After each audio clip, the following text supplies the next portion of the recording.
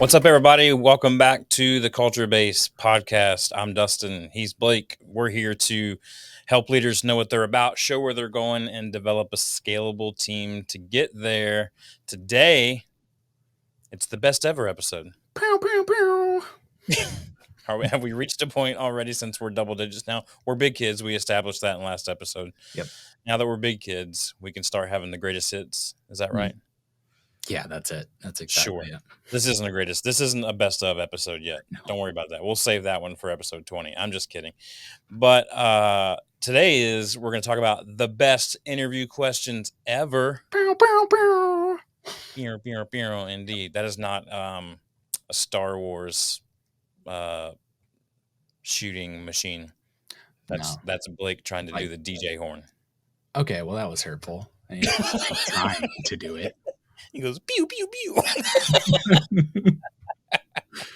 All right, well, welcome to the episode that we're going to start talking about now instead of my inability to make the right noises for Dustin. So That's true. We're talking about the best interview questions ever today, and there are some bangers on here. Why don't you get us going, Dustin? Yeah, there's some bangers and mash. But before we get started, want to let everybody know, if you're listening on the audio podcast platforms, leave us a 5-star review and drop any comments in the ratings and reviews as well. Let us know how we can help you more. If you're watching on YouTube, sorry about our faces, but glad you're here. Hit like, subscribe, and ring the bell. All three. It's a 3-part action. It's a 3-in-1, really. It's the trinity of YouTube, if you will. Go ahead and do all those things, and that way you know every time we post a video, or if we go live one day like we're promising. We release content on both platforms every single Tuesday. We're releasing some shorter content on Wednesdays and Thursdays. Hopefully y'all are enjoying those bits and pieces as well. You can follow us on Instagram, YouTube, Facebook, LinkedIn, all the places like that, at The Culture Base. BASE, or if you're more interested in finding out how we can help you grow your company through the Culture Base programs, culturebase.com. There you go. You guessed it. That's the place. That's it. There you can also find out, there's a place for you on there as well to sign up for a free 30-minute strategy session with us. We'd be happy to kind of listen to what you're facing and walk through some of those steps with you. So, like Blake said, today, best questions ever, interview questions ever.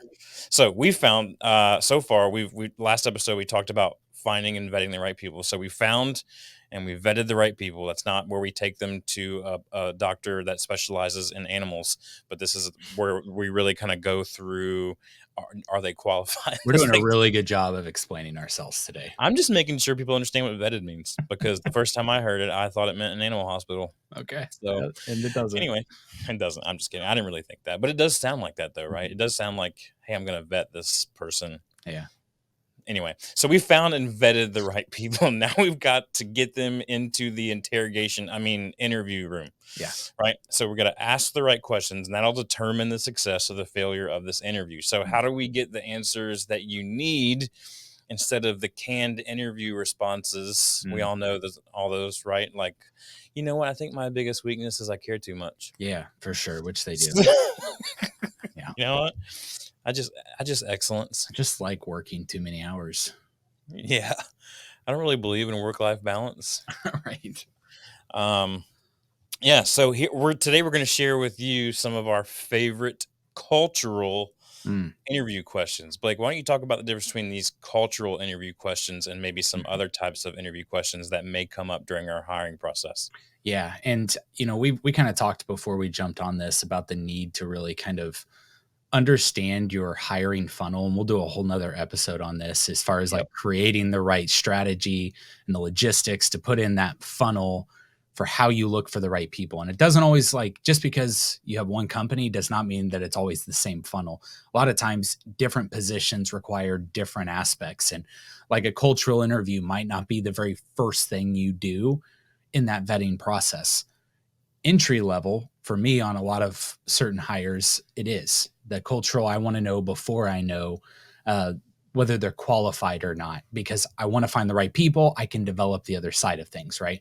And then you got to figure out, where do you put your personality definers or some tests or some kind of cognitive assessment that you might have. So that'll be a whole nother discussion.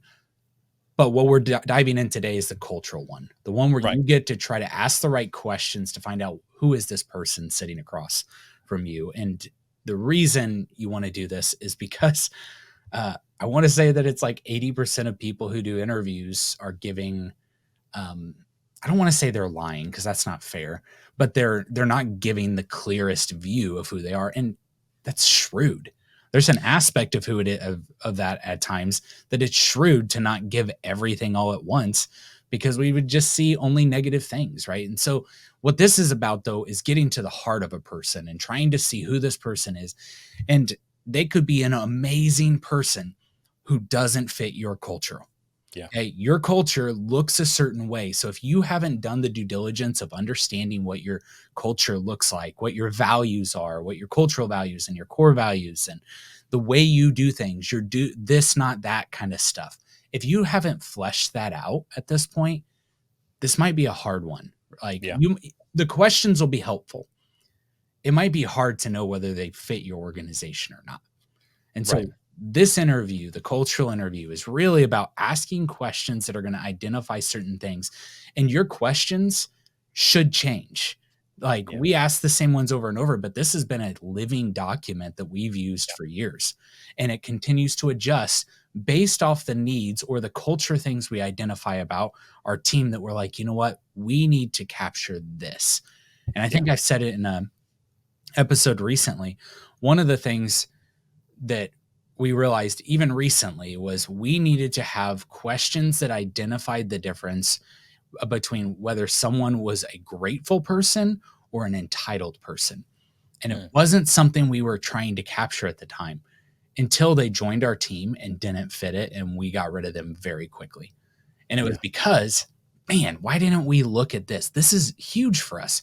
And you can live in that place of, oh, why didn't I? But, or you can say, okay, what are we going to learn from this? How are we going to update our cultural interview questions to capture something like this? So that's kind of what I mean by cultural Yeah. questions. So do you have anything Yeah, to add to that? yeah, we talk all the time about great leaders ask more questions and make statements, and that leaders, really great leaders of organizations, are students of asking great questions, and that's why what Blake said is so important. That this is a living document. There may be a question that we're asking that the purpose of us asking it just isn't getting met, and Mm, so when people are really shrewd with their answers, you may be really frustrated that, man, they didn't really give a good interview. I'm just going to flip that back on you for a second and say mm, you didn't host a good interview. yeah. And so there's going to be a lot of questions in here. I want to let you know up front that we're going to go through each question rather quickly. We're going to ask the question, and then we're going to tell you why we asked the question and what we're listening for when we ask that question, Yeah. because it's very important. And I have those things written down next to me as I'm asking these questions in the interview, so I could remind myself, oh, this is what I'm listening for. It's not about the question, Yeah. it's Yeah. about the answer that I'm after. And so, what I don't want you to have to worry about doing right now is pausing this every 10 seconds and writing these questions down. If you want a copy of these questions, it's a free resource that we would love to provide you. You can literally just, if you're watching on YouTube, drop a comment, or if you want to email me, Dustin@theculturebase.com, I will send you these questions exactly the way they sit on my desktop all the time. So, Can I with say that one said, thing before we go jump for it. in? Yeah. Um, One thing I'm going to encourage you to do, because if you've done the due diligence of knowing your culture and knowing all these things and all your values, um, you need to come up with the right questions that identify these things. Don't tell people your culture values. Don't tell people in this one, hey, what do you think about being a team player? Like, what? Like, don't ask questions that are asking for the exact answer or for them to be like, yeah, thumbs up, I'm all about it. Well, of course, but that doesn't tell you truth. That just gives them, they know what you want to hear there. Okay, so get Yeah. away from that. You want to ask questions that wreck people, that make them pause for a second and have to work through it. And that's actually what starts us on our list here. Okay, Yeah. Let's go. this to our my number one question that I asked in the beginning that I got from my lawyer. And like, I love my lawyer. My lawyer is the best lawyer. And I know most people are like, oh, my lawyer is the best lawyer. They're wrong. My lawyer is the best lawyer. Okay. And I was in a meeting with him one time and he brought this question up and it became one of my favorites. And the question Makes zero sense. Okay? You think that it has something here. There's nothing here. Okay. The question is, how do you eat a bag of Skittles? What? Why? That's exactly what I want someone to question immediately. When we ask how they eat a bag of Skittles, I want them to be like, why is this person asking this? And if they don't struggle at all, that's a good sign. That's a good sign that they're not going to try to figure it out. If they're like, I don't know. Okay, well, you just got to see that when asked a question by someone inside the organization that seems like it should be an important question, they had zero response and zero effort to look into it. And that's where that whole question, my lawyer told me, he said, the reason I asked that question is I want to see them struggle. I want to see that they have tension to overcome. And a lot of people think it's all about like, well, I strategically open up this and pull these out and I put them into all these different colors. And I get those answers and I'm fine with that. But that I don't need that answer. I really don't give two rats, never, anything. I don't give anything. Started going really vulgar there. I don't care at all about what they do with Skittles. I care that they struggled and they overcame. Okay. So that's why I love that question. I actually do. One of the things I listen for in this question, two reasons I love this question. Number one, I love Skittles, and there is a right way and a wrong way to eat them. And until recently, the right way was to separate all of the greens and throw them away so that no one has to suffer through what used to be the traditional lime, then turned sour apple. But thank the Lord, they came to their senses and returned back to the lime, and now we don't have to do that anymore. Yeah. So I listen for that. I want to know: are you a red person? Are you a purist when it comes to the Skittles? Like, are you an OG Skittle person? Or are you just kind of popping whatever in your mouth, going like, I don't even care? Yeah. I mean, I can't work with someone There like are that. there are some answers that you're just like, whoa. Like sometimes I'm like, didn't see that coming. And someone's like, Yeah. My husband's such a perfectionist. I open the whole like the length of the Skittles thing instead of the top. Mm-hmm. I do that just to get under his skin. And I'm like, okay, I Yeah. don't know how to take that. I'm also listening for thoughtfulness. Are they thinking about the response, or are they just throwing whatever out there? Are they giving up too easily? Right. And then lastly, I'm also listening for wit. I think wit is strongly underrated, strongly undervalued. Yeah. And so I want to know how fast is this person on their feet to be able to come up with a witty answer. So Yeah. I love that question. One of my favorites. All right, next question. What's your favorite podcast, book, website, or social media platform? Now, this can seem like a canned answer or a canned question. What we're really listening for here are a couple things. Who specifically are they allowing to influence their life? And are they furthering education? Yeah. Or are they strictly doing those things to zone out and escape? That's what I'm listening for in that moment. If so, culturally speaking, we already know, like Blake and I already know, like, okay, if you're gonna throw down like Gino Wickman or Simon Sinek, then we're gonna lean in and go, this is my person. You know what I mean? But if you're gonna throw out like, hey, you know what, Carrot Top, underrated, then I'm gonna go, oh, cool. Why? Yeah. They're gonna be follow-ups. Either there's something incredible about Carrot Top I don't know about, or this person doesn't value education. Yeah. So those are things I'm listening for in that question. Yeah, that's good. That's good. That one's an interesting one. The amount of people who are into true crime, it's crazy. Yeah. Unbelievable. But I kind of like it. I don't get into that, but I like when people are like, I do it, and here's why. Because I wonder why somebody would go to those links. Yeah. And then I try to figure things out about why they did it. I'm like, okay, so when you're passionate about something, you dig in. And I'm like, okay, that's a good thing. All right. So the next one. This one is it's pretty telling. I love this one. Yeah, I do too. I'm kind of sad that you have it and I don't, but go ahead. Yeah. Well, since I have it, I'm going to go ahead. How would you describe your group of friends? Full screen. The reason I like this question is because I do believe deeply, and we've talked about this on a couple episodes, that you are the product of the 5 people you surround yourself with. Say it again. I might have been laughing over top when you first said you it. are the product or the average of the 5 people No, the you question. surround yourself. Oh, the question. Oh, yeah. How would you describe your group of friends? Okay. So I love it because it is looking at the average of the 5 people that you surround yourself with. And also, some of these times, sometimes it's like, are they hearing the question you're asking even? They're Yeah. like, if they're like, they're cool, then I'm like, that's not what I asked at all. I'm Yeah. asking how you describe them. Like, tell me But about what them. Like, makes what? them cool? Yeah, exactly. Like, dig in for me. And, um, some people are like, oh, we just sit around and do nothing. And it's like, okay, well,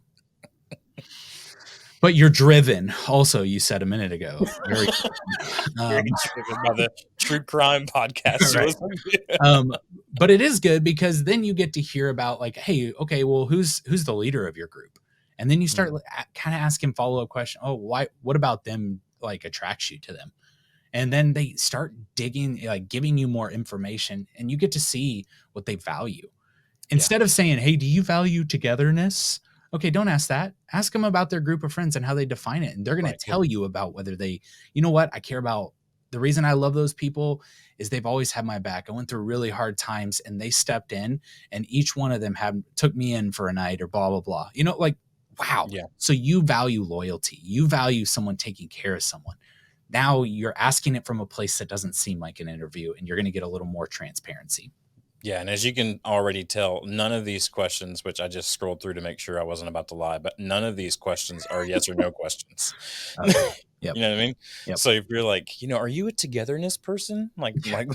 like Blake was just saying, that's in the legal terms, you're kind of leading the witness at that Yeah. point, right? You're kind of saying like, are you a team player? Well, obviously everyone's going to say yes to that. Right.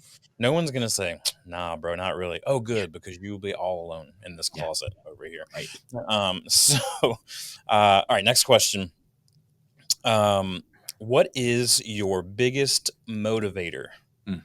What is your biggest motivator? I think if you're going to allow someone to interact and engage and have input on your team, Mm. you really want to try to get behind what their motivations are. And so, whereas they may not be super deep with you in this question, you're really not necessarily here to find out Mm. what their biggest motivator is. That's kind of the front question. The answer that you're really listening for here is this person self-perceptive or Mm. not?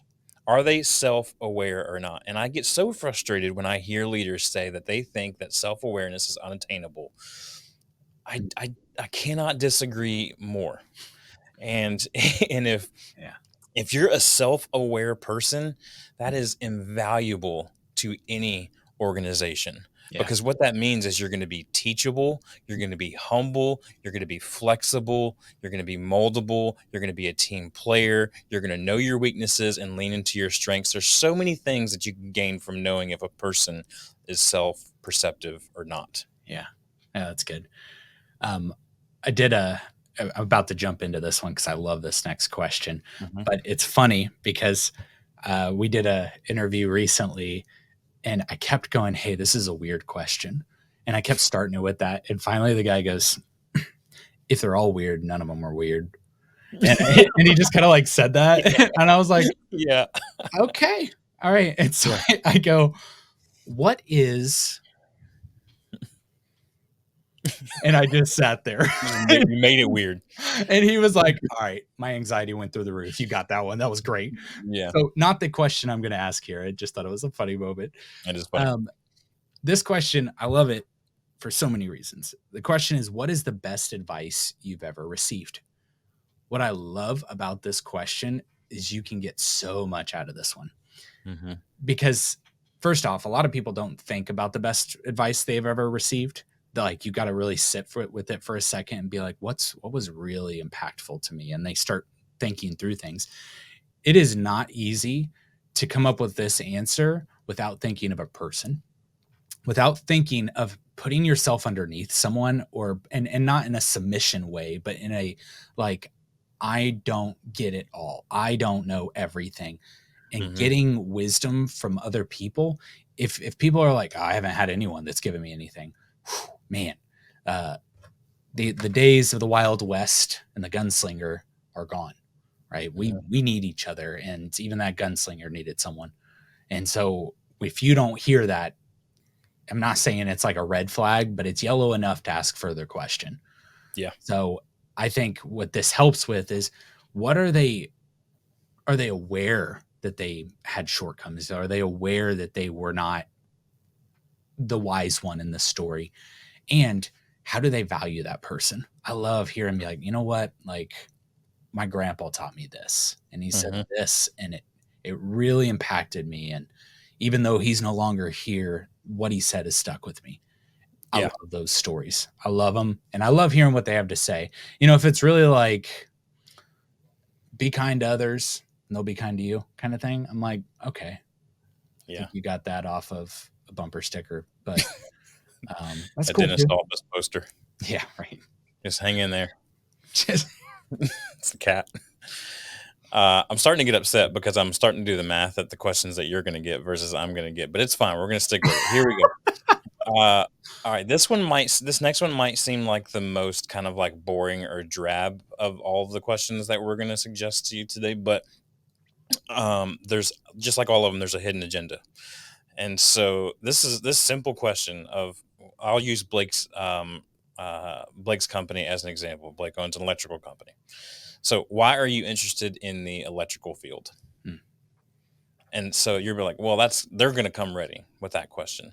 Yeah. Maybe, Yeah. maybe they assume that you think they're already interested because they're sitting there, Yeah. and that you're not going to ask that question. But Yep. what you're really listening for in this question is, again, not the answer.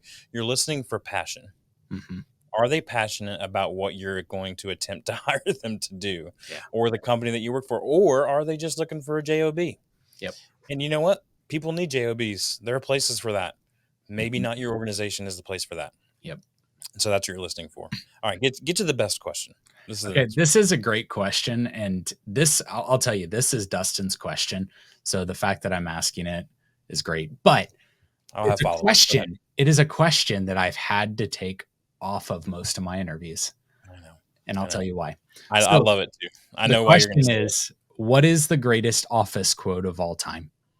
I love hearing these answers. I love hearing like people real quick, just like you get to know really quick who's seen it, because if they're like, oh, there's so many, I don't know. Probably all of them. And you're like, okay, Now, you've never seen this one. now, So to I'm be not gonna know. clear, Blake is referring to the show The Office. Yeah, good point. Good point. Because I don't know if you've ever stumbled through this before, but I often will have to reword this question because people think that I'm talking about just an office space in general, or some quote that they heard while they happened to be walking through an office There were space, three guys or in an office. or they worked in an office and someone used to say something all the time. That is 100% happened to me. And if they hear that versus hearing the show The Office, then I know immediately this interview is over. Yeah. No, So that's go ahead. Dustin. Go ahead. Go On the ahead. other side, the reason I've had to pull this out or try to change perspective is I found out that the majority of younger millennials and Gen Zs and digitals, even though I'm not hiring many digitals yet, they are they've Ridiculous. never seen The Office, So dumb. which breaks my heart. And It's one a of those, whole nother it's just company. fun. I think it's good to have those kind of questions in there just for fun, Yeah. just to keep things lively, just to see like, hey, is there common? Honestly, the people who do know it helps bring their stress level of the interview kind of down a little, right? It makes Right. them feel a little more comfortable and willing to talk and kind of be who they Yeah. are. The answer Yeah. for me, yeah, go ahead. Yeah. I like the placement of this one. It's about a third of the way through. They're starting to, wow, these questions are weird. I was not prepared at all for this. They didn't, in their mock interviews that they did online, no one asked these questions, Yeah, right? So they're already like, oh, what's going to happen? I'm looking for a sense of humor here. If you yep, know us, if you listen to us banter back and forth, we like to laugh. We like to have a good time. mhm, And that's going to be part of the culture, yeah, right? for Fun is sure. going to be a part of the culture. If you're like, I don't watch television, I don't own a television, it's going to be really hard for us to kind of relate Mm, because there's sports, there's news, there's a lot of things that happen on TV. And do you have a sense of humor? Can we cut a joke and you laugh at it, or you not? Is it going to go over your head? Like yeah, that's it sounds little, but it's a big deal. sure. All right, next question. Most important accomplishment in life to date. Mhm, Here's what we're looking for here. We're looking for the words we, not me. yeah, We want to know that your most important accomplishment in life is not something that was solely up to you, to do and how great you are. No one cares. I want to know, are you a we mindset versus a me mindset? I know Blake had or has a culture value like that of we over We not me, be. Yeah. we not me. At my previous organization, we had it the same way, but we said we is greater than me. Mhm. Those are very, very important things. And so that's what we're listening for in that one. Yeah. Next question. How have you changed in the last 3 years? Good I love question. this. I love how presumptive or is it assumptive, presumptive, assumptive, Yeah. assumptuous. I I don't know think what I it's. think both is working here. I think it's presumptive to believe that everyone I has like how it changed. assumes. Yeah. Yeah. Yeah, exactly. I like it how it assumes. I like What how they it say assumes about assuming, right? things about people. So I do like this one because it puts people in a place where they're like, to say I haven't is to like push back and like, well, I'm the same person. No, you've changed. How have you changed? And if they can't figure that out and they don't see growth in their life, what makes you believe that if in the last 3 years of their life, especially right now, having gone through COVID and stuff like that, if they haven't changed at all in the last 3 years, you don't get to growth and greatness by accident. So they're probably not going to be someone who stands out if they don't change in the next 3 years. Yeah, that's good. Next question: biggest embarrassment or failure in your life, or you could ask it this way: what has been the greatest disappointment of your life to date? Yep. I like that version a little bit better. What we're listening for here is this can be really good for a group setting. Obviously, these questions, every time I've asked these questions, I don't know about you, Blake, but it's never a one-on-one. It's always like a three-on-one Oh yeah. kind of situation. And so I want to know in the group, can they be vulnerable Mm-hmm. or not? Yep.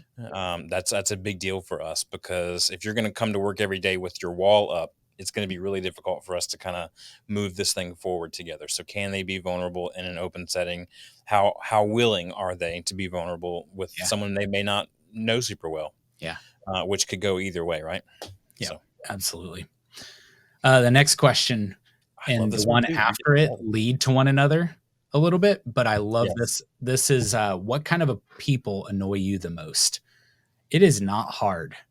This question is usually almost like boom, like people have it like ready to go and they're like, yeah, I'm going to tell you what annoys me about people who drive slow, people who drive in the left lane when they should be in the right, and you just start chopping at the bits about what annoys them about people.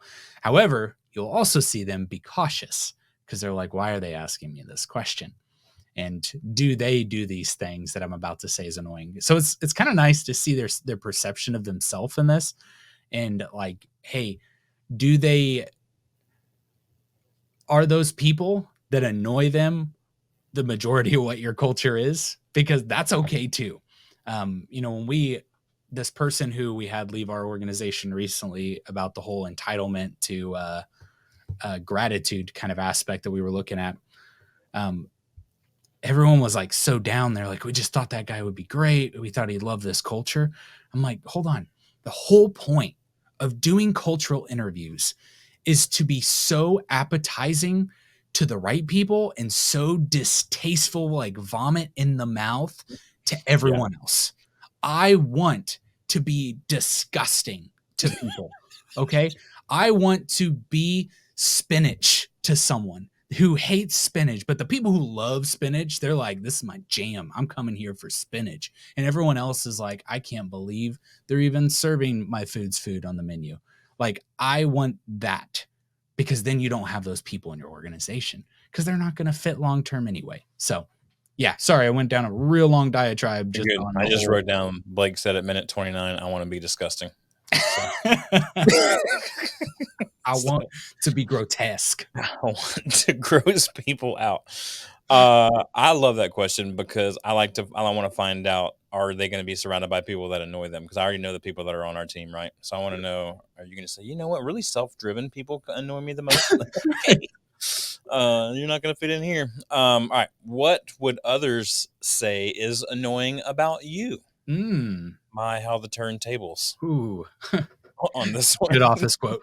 Yeah, no, I'm just trying to drop them in. The show, The Office, of The course. show, not motivational posters. Yeah, of course.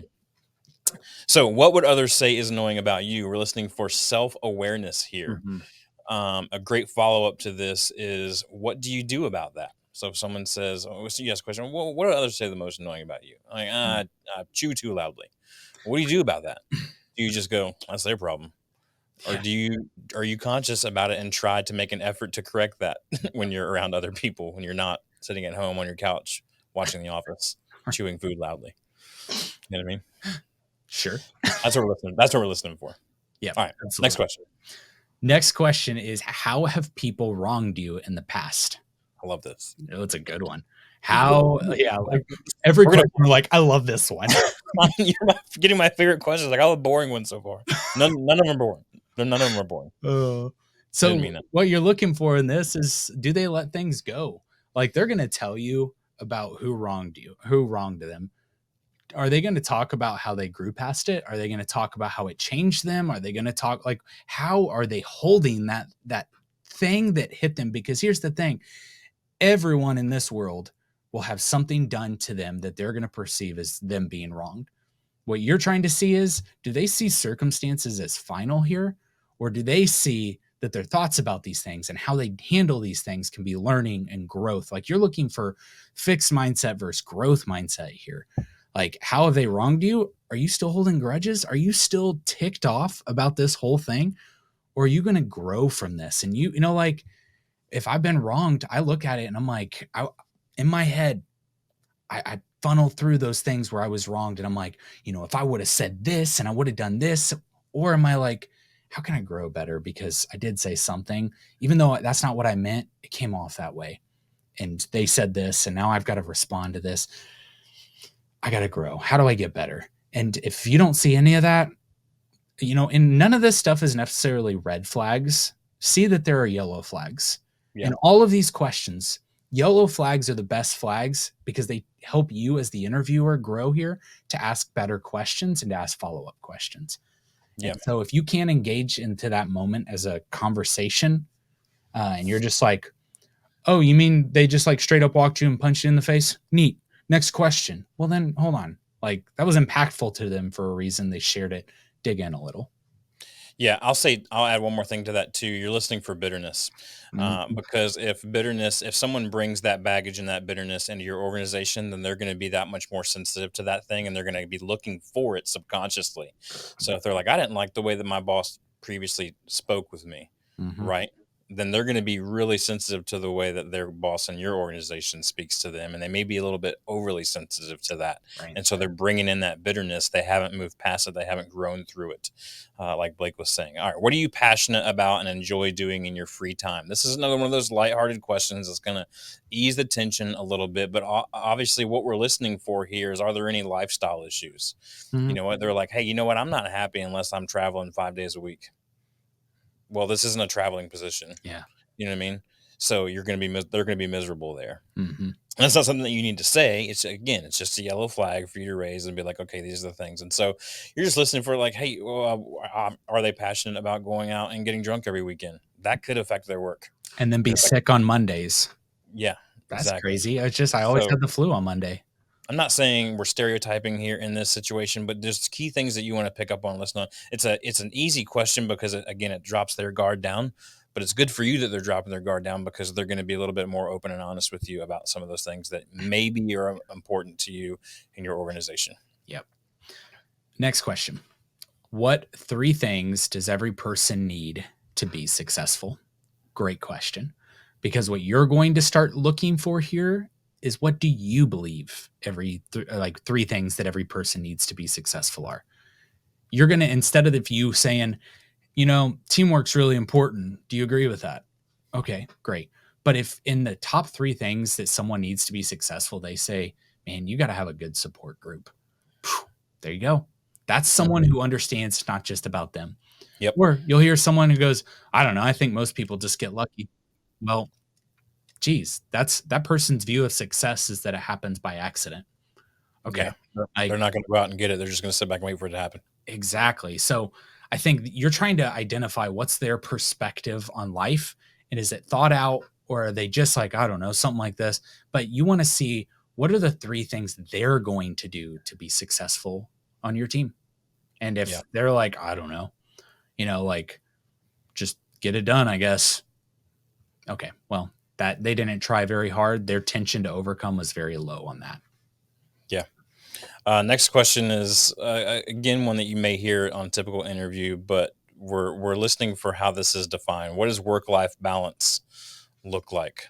I know I have some people in my life that say work life balance is fake and you should not strive for that, and they have really good arguments about that. When I hear them say that, I go, "Huh, I never really thought about that before." Mm, Then you have other people that are just like, family over work, and yeah, those, and they also have really good arguments. And so it's not really a right or wrong answer here. You're looking for how that is defined for them, and does that definition match up with the way that you run your organization, yeah, and with what you expect of your team members. yeah. I'm telling you, I look through all these. You're getting all the good ones, but I'm going to end with a bonus bomb. So just go ahead.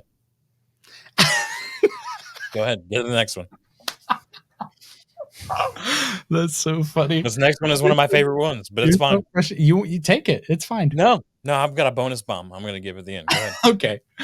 All right. So the next one is tell me about your process for planning a vacation and what a good vacation looks like to you.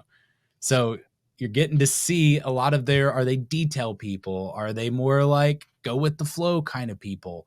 Are they accommodating? Are they going to do it the way they want to do it? And so this is, this one can be challenging too, because sometimes vacation them is the opposite of work them. Okay. And this is where like, I think this is Dustin probably has more to say on this one, but vacation me is not the way work me is. And I'm usually like somebody else plan it, somebody else do things. I'm resting. Is it a vacation or an adventure? I need to know those things. And so we dig into a lot of that during a Great question. discussion. Is this a adventure based vacation, or am I going to be looking awfully pale on a beach somewhere? Because I'm okay with that too. Yeah. Is this a doing vacation or a resting vacation? Yep. Yeah. Those are very good things to know ahead of time. Yep. All right. Next question. I love this one. So I finally got a decent one. When you I'll go know, ahead and take this one. Thanks, Dustin. yeah, So no, just kidding. when you know you're right and others are not, how do you help them see the correct way? Mm. So many layers, like an onion. It's a Oh yeah. perfect onion of a question. So many layers here. Are they, so what you're listening for, are they the ones that always assume that they're right? Mm-hmm. You know what I mean? That's something that's a kind of a tone type of that you're listening for here. Yeah. Do they eliminate the problem or do they deal with the conflict? Yeah. Do they sweep it under the rug and be like, well, eventually they'll figure out that I'm right? That's avoidance. Mm. And you want people that are going to tackle the problem head on, especially when it comes to interpersonal relationships. So I love the layers on this question. Very, very good question. When you know you're right and others aren't, how do you help them see the correct way? So my favorite question here, Uh okay, huh. But I'm which going to would blow it out of the water. usually he's going to blow it out of the water. Okay, um, this question is so good, and I'm going to tell you a couple things. So the question comes from Brene Brown, and as soon as I don't remember what book it was, probably Daring to Lead or something like that, Daring Greatly. I don't know, something about daring.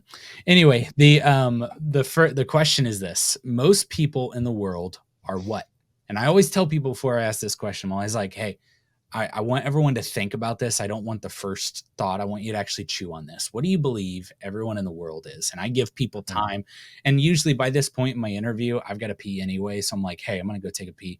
You guys think about this. I'm going to come back and you're going to tell me about this, right? And you get really good questions when you give permission for people to have that time to think about it.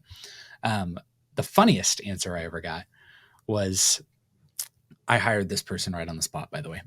As soon as they said this, I was like, yeah, they're hired. I go, most people in the world are what? And he goes, women. And I was like, that's the best answer. And he's like, well, statistically, right? And I was like, Yeah. okay, you're my people. You got it. Yeah. Yeah, I use that answer whenever I ask this question. I actually do the opposite of Blake in this question. I don't give them time to think. I want the first thing that comes to their mind Yeah, that's good too. because I want to see perspective. I want to Mhm. see I want to be able to put on the lens of their glasses for a second Mhm. and see through that Yep. and go, how do they view the world? Yeah. Um, and are they empathetic? One of the, what great answer that I love to get from this is most people in the world, they say broken or Mm. hurting. Yep. That tells me this person's a very empathetic person. They understand what other people are going through, and they're not just self-absorbed with what's going on. Yep. Most people in the world are selfish. Okay. Yep. While it may be true, statistically probably is true, Yeah. that person has a little bit of an axe to grind with So people. this is that answer right there is a very common answer, is selfish. Hmm. And the reason I give people more time is because I want them to think through what is the right way to say this. Because Hmm. usually when you go, tell me about that, they don't actually mean they're selfish. I would say half of the people who are like selfish are like vindictive about it. When Hmm. you go, tell me more about that, the response usually is, well, I don't think people do it on purpose. I think that really they're just in their own head and they're not really Yeah. concerned about what's happening to you because they're dealing with their own stuff. Well, Yeah. that's not, I wouldn't call that selfish. Mm-mm. Like I think that's why those are yellow flags to dig more in on when you hear that. But you're really looking for like, how is this person going to view me? Yeah, exactly. And I use Blake's number one answer after they tell me their answer. I go, sorry, we were looking for women. Most people in the world are women. Do you? That's awesome. So I use that as it's like a survey says, kind of Family Feud type of thing. We asked 100 people. Number one answer on the board, women.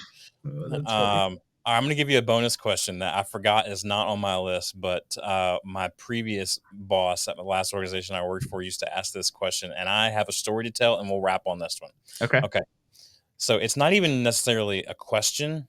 As I mean, I guess it is a question. You don't really ask it. And there's no question mark at the end of it. But here it is. You say, "Hey, listen, it's just us in here. Tell me something that someone has told you in confidence before." Ooh, I love that. You know what? Why have you So never told me that one? I'm sorry. I thought I did. But I liked your live reaction for everybody. Oh man, that was It's good. I like really this one. feeding. So obviously, this one's obvious. If they tell you something that someone else told them in confidence, then they're not trustworthy. They're not a trustworthy person. Now, I would say I've asked this question probably a dozen times. Probably half of those will immediately be like, "No, I can't do that."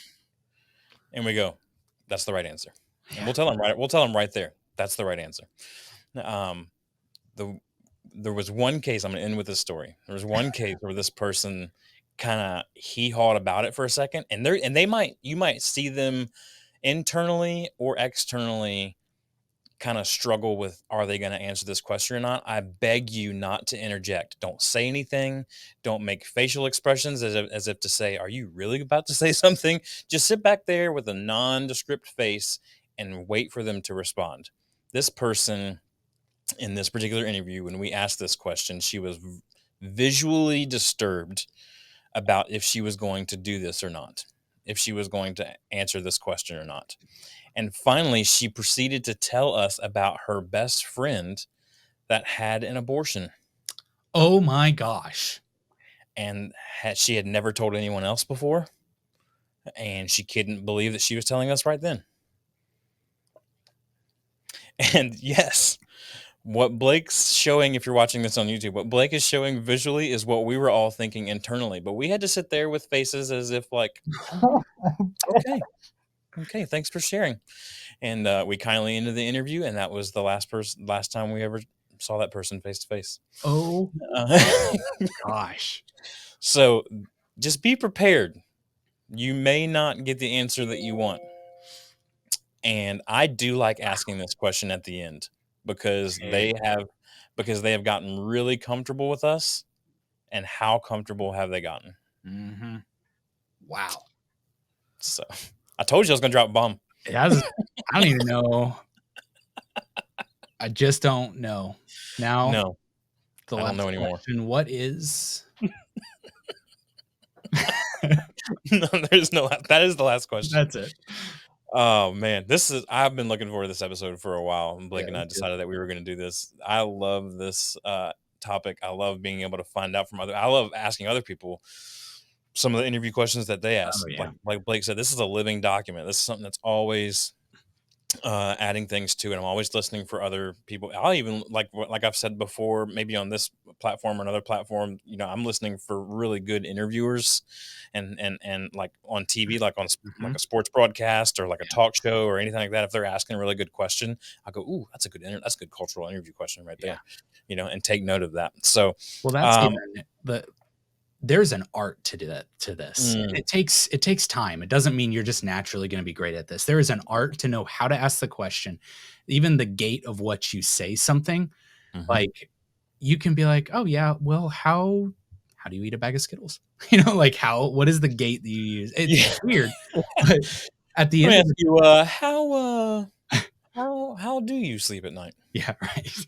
That's different than They're how do all you sleep at night? but the thing is, and Dustin said this so well, but great book, Steal Like an Artist. So Mhm. much of our art is taking from everything around us, the experiences we get, the people who have great questions. Stop thinking that your thing has to be novel. There's nothing Yeah. new under the sun. Learn from people, learn from great storytellers, great question askers, just like Dustin's saying. The more you learn from these people, and you don't have to be the person who gets the glory, the better people you're going to get in response. Real quick, I'll give you my top 3 that I like to learn from as far as question asking. Number 1, Dan Patrick. I watch Dan Patrick almost every day, 9 to 12. He's on the Peacock, or you can listen to him on Fox Sports Radio. Shameless plug. Great questions. Uh, Next one, David Letterman, but not old school David Letterman. New school David Letterman has a show Mhm. on Netflix called My Next Guest Needs No Introduction. Incredible question asking. And Yeah. the last one, it's going to sound weird, but if you just go to Oprah's YouTube channel, she's her interviews are amazing. Yeah. Amazing. Check those out. That's Anything else you want to add, Blake, before I close this out? no. I love it. So shoot us a DM on social, or drop it a comment in the YouTube, or email me at dustin@theculturebase.com to get these questions sent to you. Glad to share these with you. If you want to talk more strategy about coming up with your own questions or any part of your hiring process, would love to talk to you. We would love to talk to you. Go to Mhm. culturebase.com/strategy. Also, the free turnover calculator that we've been promising you is coming for sure. Can't wait to share with you a date on that. There is a truth to that. There is a truth. There's some truth there. No, it's all truth. It is coming, and it will be soon. It's just really how you define soon. Is it later this week? Is it later this year? It'll be one of those. Yeah. Somewhere in between. Next episode, we're going to talk about how to onboard like a boss. Mm, How to onboard like a boss. You see, there's like a man. dual meaning there Yeah. of like, obviously you're the boss. Man, you should, like, totally tell me something that someone told you in confidence. As soon as we stop recording, I won't. So, all right, that's everything for today. Go out there and ask some amazing cultural interview questions, and if you have some of your own, we'd love to hear them as well. Yes. Throw those our way any way possible. So until then, we'll talk to you next time on the Culture Based Podcast.